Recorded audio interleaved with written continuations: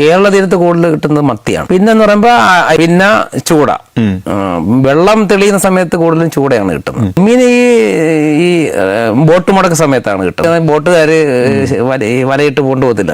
പൂവാലനാണ് കൂടുതൽ. പൂവാലൻ പിന്നെ നാരനൊക്കെ എന്ന് പറയുമ്പോൾ അപൂർവമായിട്ട് വരത്തുള്ളൂ. എന്നാലും പൂവാലൻ എന്ന് പറയുമ്പോഴത്തേക്ക് 10,000 കിലോ 15,000 കിലോ ഒക്കെ കിട്ടും. ആദ്യത്തെ ദിവസങ്ങളിലൊക്കെ 220 വിളിക്കും. പിന്നെ ഒരു 190, 150, പിന്നെ കൂടുതൽ കയറുമ്പോഴത്തേക്ക് 50 രൂപയ്ക്ക് ഒക്കെ കൊടുത്ത സമയങ്ങളുണ്ട്.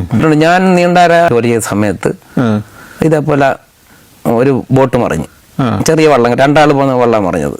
മറിഞ്ഞപ്പോഴത്തേക്ക് എൻ്റെ പെട്ടെന്ന് ഓഫീസിൽ നിന്ന് വന്ന് SI ആയിട്ട് പോയിരിക്കുകയാണ്. അപ്പം ഞങ്ങൾ 3, 4, 5 പേരും കൂടെ പോയ സമയത്ത് ബോട്ട് മറിഞ്ഞ് കിടക്കുക. നീണ്ടാര ഹാർബർ എന്ന് പറയുമ്പോൾ ഏറ്റവും കൂടുതൽ ഡേഞ്ചറുള്ള ഹാർബറാണ്. അപ്പോൾ നമ്മൾ അഴീക്കൽ പൊഴി കിടന്ന് പോലല്ല. അവിടെ ചെന്നുമ്പോഴത്തേക്ക് നമ്മളിവിടെ കാണുന്ന എൻ്റെ 10 ഇരട്ടി തിരമാല ഉയരുന്ന സമയമാണ്.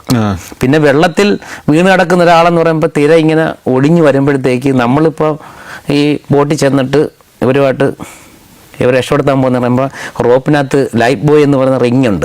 റിങ് എന്നാ പറയുന്നത്. ആ റിങ് കെട്ടിയിട്ടാണ് ഇറങ്ങുന്നത്. റിങ്ങുമായിട്ട് ഇറങ്ങുമ്പോഴത്തേക്ക് ഒരു തിര വരുമ്പോഴത്തേക്ക് റിങ്ങുമായിട്ട് നമ്മൾ ചിലപ്പോൾ പോകുന്നത്. അങ്ങനെ നമ്മൾ 1 മണിക്കൂർ അല്ലെങ്കിൽ 3/4 മണിക്കൂറൊക്കെ ശ്രമിച്ചിട്ടാണ് ഇവരൊക്കെ ചെല്ലുന്നത്. ഇവർ ചിലപ്പോൾ ഈ മറിഞ്ഞ അല്ലെങ്കിൽ ചിലപ്പോൾ കന്നാസ് കാണും.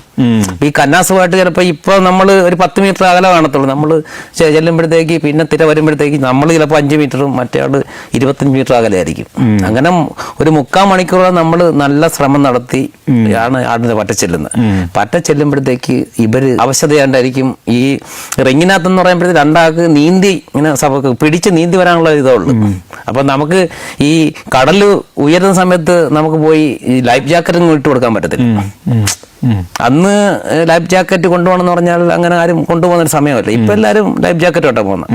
അങ്ങനെ അവരെ എടുത്തു കഴിഞ്ഞപ്പോഴത്തേക്ക് അവർ പറഞ്ഞ് വള്ളം കൂടെ കൊണ്ടുവരണമെന്ന് പറഞ്ഞ് ഈ പോലീസ് ഉദ്യോഗസ്ഥന്റെ കാല് വീണ് കിടക്കുക. ഇപ്പൊ ഞാനായാലും ഈ വള്ളം കൂടെ കൊണ്ടുവരണമെന്നുള്ള ഇതുകൊണ്ട് അവര് കാല വീണ് കിടക്കുകയാണ്. അപ്പൊ പുള്ളി അത് നമുക്കെന്ന് പറയുമ്പോൾ കൂടുതൽ നേരം അവിടെ കിടക്കാൻ പറ്റത്തില്ല. ഈ മെസ്സേജ് കിട്ടി കഴിയുമ്പോഴത്തേക്ക് കടൽ വീണ്ടും കൂടി കഴിഞ്ഞാൽ ഇതിപ്പോ രക്ഷപ്പെടുത്താൻ പോയാളും അപകടപ്പെടും, ഈ ഇവര് അവര് അപകടപ്പെടും.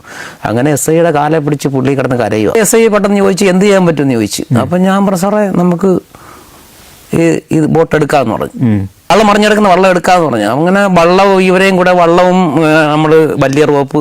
അപ്പൊ ഈ ബോട്ടിൽ എന്ന് പറയുമ്പോൾ നമ്മൾ നേരത്തെ തന്നെ റോപ്പൊക്കെ കെട്ടിവെക്കും. വള്ളങ്ങൾ കെട്ടി വലിച്ചോണ്ടൊക്കെ വരണമെങ്കിൽ മറിഞ്ഞു കിടക്കുന്നത് നമുക്ക് നോക്കാൻ പറ്റത്തില്ല. പക്ഷെ ഇവർക്കൊന്നും ചെയ്യാൻ പറ്റത്തില്ല. ഓടിച്ചോണ്ട് വരാനൊന്നും പറ്റത്തില്ല. ഈ ബോട്ടിൽ പിന്നെ നമ്മൾ SI പറഞ്ഞനുസരിച്ച് നമ്മൾ ബോട്ട് ചാടി ആ ബോട്ടും കൂടെ കെട്ടിക്കൊണ്ടുവന്നു.